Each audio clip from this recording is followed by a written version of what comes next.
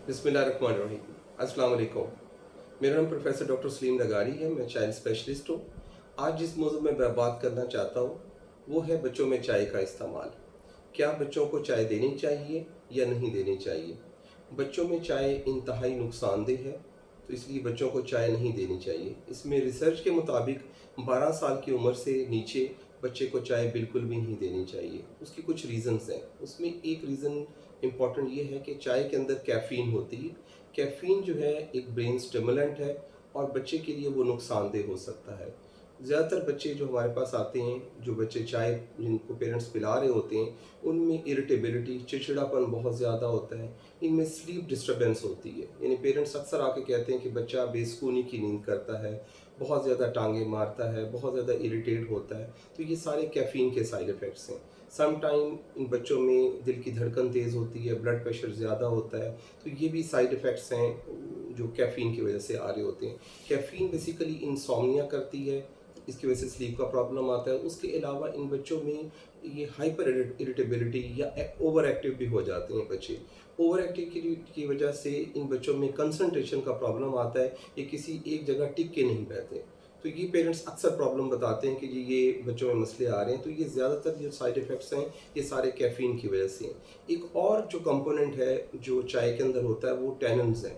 Tannins basically absorption के problem करते हैं। मींस कि जो आयरन वाइटामिन्स जो हमारी डाइट के अंदर होते हैं, तो उन डाइट में जो एब्जॉर्प्शन हो रही होती है, अगर चाय का इंटेक साथ होता है तो बच्चे के अंदर उन वाइटामिन्स की एब्जॉर्प्शन का मसला आता है। उनमें पर्टिकुलरली जो आयरन जो है, फौलाद, ये बड़ा इंपॉर्टेंट है बच्चे की ग्रोथ के लिए।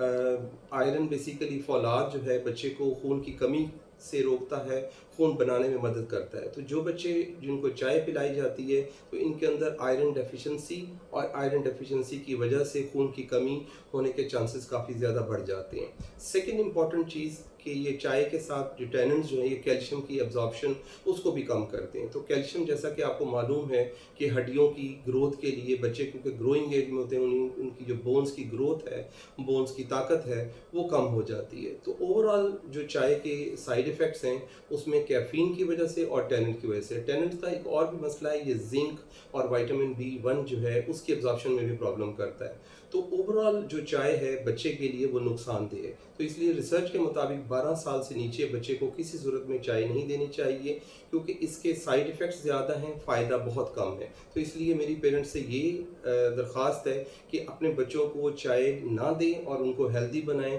क्योंकि जो विटामिन जिसकी मैंने बात की है ये बच्चे की ग्रोथ के लिए, बच्चे की ब्रेन डेवलपमेंट के लिए इंतहाई ज़रूरी है। Thank you very much. मेरा ये पैगाम जो है दूसरे लोगों तक पहुँचाएँ ताकि हमारे बच्चे सेहतमंद हों।